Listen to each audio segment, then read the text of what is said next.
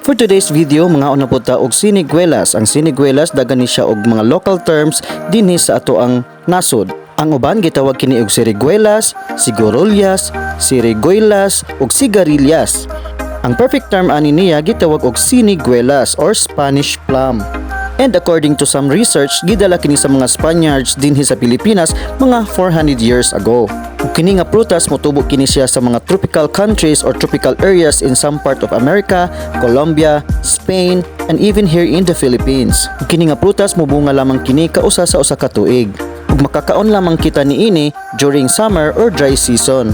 But in fairness, lami gyud kay ni siyang putasa kay medyo tamis-tamis, medyo aslom-aslom, ilabi na gyud nato og ato di siyang gilugo sa asin nga naay sili.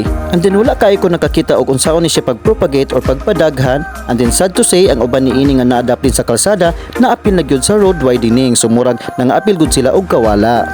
But anyway, salamat sa naghatag og nagharvest niini kay naka-avail gyud ko. Thank you.